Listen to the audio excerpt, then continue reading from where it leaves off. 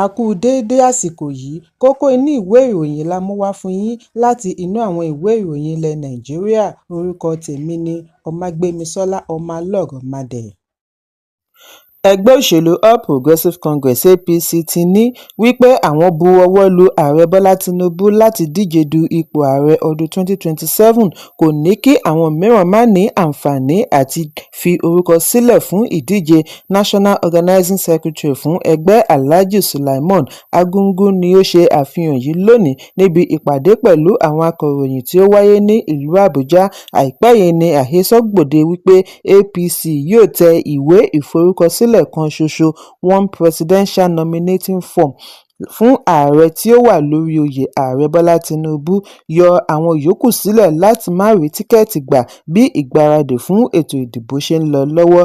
Argungu fìdí ẹ̀ múlẹ̀ wípé ìgbìmọ̀ òṣìṣẹ́ NWC àti ọ̀pọ̀lọpọ̀ ẹ̀ka ẹgbẹ́ wọn ni ó ti yan Tinubu lẹ́ni wọ́n fẹ́ láti díje. Àwọn gómìnà náà ṣe bákan náà àti ní gbogbo ẹkùn mẹ́fẹ̀ẹ̀fà tí ó wà lórílẹ̀-èdè, ṣùgbọ́n èyí kò ní kí wọ́n dí tíkẹ́ẹ̀tì àti díje pamọ́ ẹlòmíràn láti má ṣe ẹ̀tọ́ rẹ̀ gẹ́gẹ́ bí ọmọ orílẹ̀-èdè. Argungu tẹ̀síwájú wípé ìjọba àwaarawa kò fi ààyè gba ìjọba apàṣẹwàá, bí ó ti sọ àsọdájú wípé APC yóò tẹ̀síwájú àti máa tẹ̀lé gbogbo ìlànà òfin tí àjọ elétò ìdìbò INEC là kalẹ̀ láti ní ètò ìdìbò tó lọ ní ìrọ̀wọ́ ìrọsẹ̀.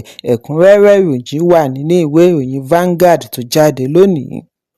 Ìpòrúurú ọkàn ni a gbọ́ wípé ó wáyé lónìí ní ọjà Balógun, erékùṣù Èkó lẹ́yìn fàákájà ìtàjẹ̀sílẹ̀ tí ó wáyé láàrin àwọn oníṣòwò ẹ̀yà Yorùbá àti Ìgbò tí ó yọrí sí ikú ẹnìkan tí ọ̀pọ̀ sì di àwátì. Gẹ́gẹ́ bí orísun ìròyìn láti inú ọjà ṣe jábọ̀, rògbòdìyàn bẹ́ sílẹ̀ lẹ́yìn ìjà láàrin oníṣòwò méjì, ọ̀kan Yorùbá ìkejì Ìgbò. Àwọn ọkùnrin méjèèjì ni a gbọ́ wípé wọ́n kọlu ara wọn pẹ̀lú ohun ìjà olóró níbi fàákájà. Oníṣòwò Yorùbá ni a gbọ́ wípé wọ́n gún kí ó tó padà di olóògbé.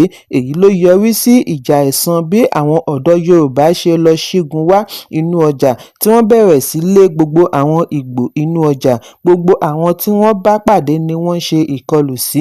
Orísun ìròyìn yìí fìdí ẹ̀ múlẹ̀ wípé kò sí ààbò mọ́ nínú ọjà.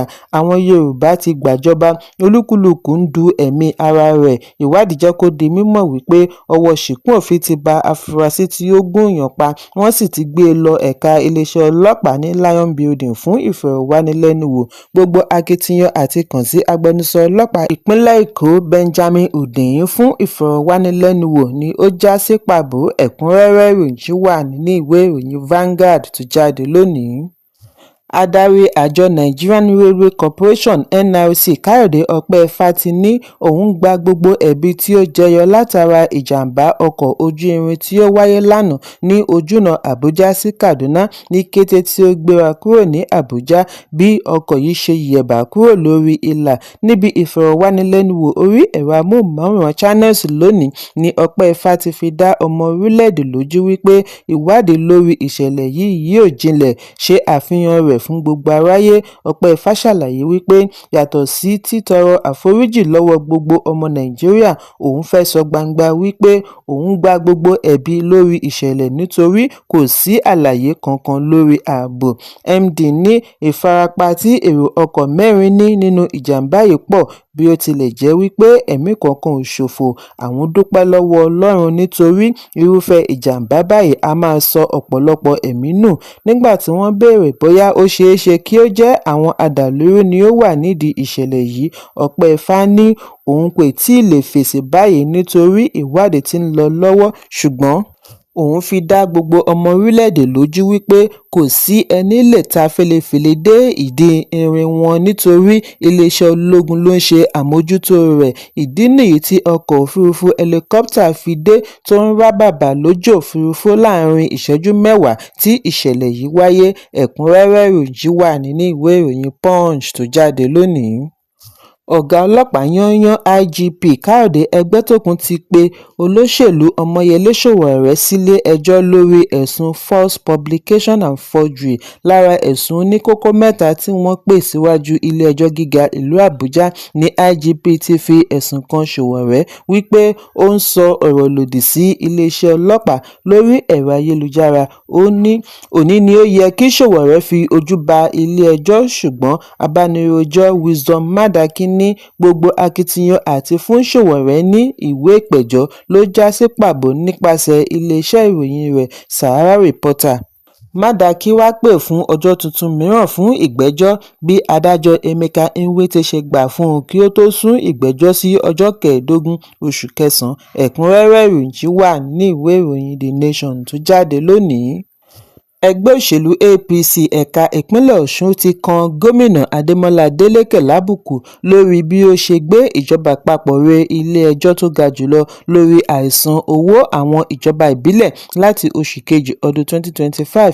Ìgbésẹ̀ yìí wáyé lẹ́yìn fàákájà tí ó jẹyọ nídìí ìṣèjọba ìbílẹ̀ tí ó fa gbọ́nmi-sí omi-ò-tó láàrin ẹgbẹ́ òṣèlú APC àti PDP lórí ìdájọ́ ilé-ẹjọ́ tí ó gbégi dí ìjọba ìbílẹ̀ tí ó fi yọrí sí àìyọ̀ǹda owó láti ọ̀dọ̀ ìjọba àpapọ̀. Ọjọ́ Ajé ní ìpínlẹ̀ Ọ̀ṣun pe ẹ̀sùn tako ìjọba àpapọ̀ nílé-ẹjọ́ tó ga jùlọ bí wọ́n ti rọ ilé-ẹjọ́ kí ó kànńpá fún ìjọba àpapọ̀ kí ó yọ̀ǹda owó fún ìjọba ìbílẹ̀ kí wọ́n sì rí i dájú wípé owó yìí lọ sí ọ̀dọ̀ àwọn òṣìṣẹ́ tí wọ́n yàn lábẹ́ ẹgbẹ́ òṣèlú PDP.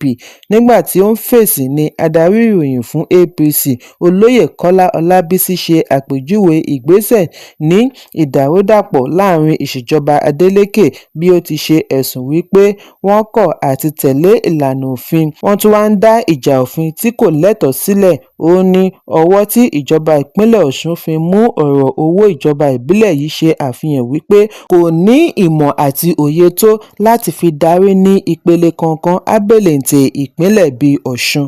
Ẹ̀kúnrẹ́rẹ́ ìròyìn wà nínú ìwé ìròyìn The Nation tó jáde lónìí. Kókó inú ìwé ìròyìn tòní kò ní jù báyìí lọ.